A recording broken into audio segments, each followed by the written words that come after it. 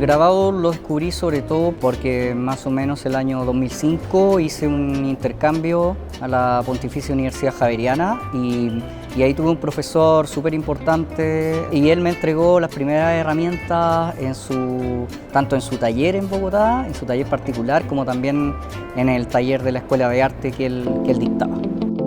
En la Araucanía, bueno, yo desde pequeño, que me crecí allá en la zona, un poco interactuando con la zona rural de mi abuelo, cerca de Cunco, Huichagüe, Cunco, bueno, siempre escuchaba, ¿no es cierto?, una serie de mitos, de cuentos, y entonces desde pequeño fui siendo testigo de toda esa, de alguna manera, esa riqueza de la biodiversidad que tiene la región de la Araucanía. Entonces pensé que era súper pertinente el hecho de poder ponerse el desafío de integrar toda o parte de esa riqueza, ¿cierto?, de ese patrimonio como intangible y natural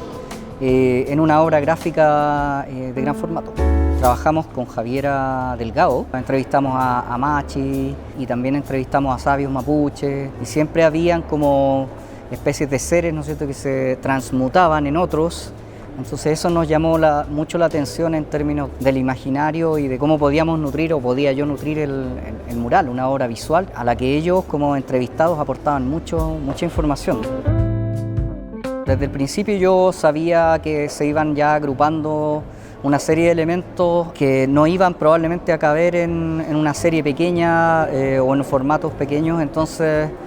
pensé que el desafío mayor radicaba, ¿no es cierto?, en plantear una obra en grabado, una xilografía en este caso, que tuviera un formato o las dimensiones suficientes como para albergar toda esa vitalidad. Plantear un gran formato era como también dar un golpe visual, ¿no es cierto?, y convocar, ¿no es cierto?, a los otros artistas, a la comunidad en general, a que vieran que a través del grabado también se puede, ¿no es cierto?, hacer o representación o citas de las investigaciones que uno puede hacer.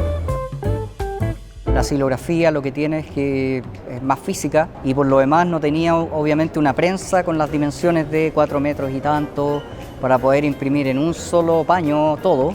Por lo tanto tuve que plantearlo como fragmentos, entonces son 16 fragmentos los que componen la obra y hacer que esos fragmentos se unificaran a través de la forma y también obviamente que al final pudieran calzar al momento de imprimirse. Entonces en ese sentido fue muy complejo porque además requería hacer varias pruebas de estado para poder llegar a la obra final. Que haya una obra que se maneje como obra contemporánea, ¿no es cierto?, y que sea un grabado, siendo una técnica también muy tradicional, me da gusto que se legitime, ¿no es cierto?, una práctica como el grabado en esos términos y que forme parte de la colección. A mí me contenta mucho porque además una obra que va a ser resguardada, custodiada y difundida a la posteridad también, entonces eso me alegra mucho como autor. Así que me hace feliz, digamos, que esté en las manos ¿no es cierto?, en esta colección del Ministerio.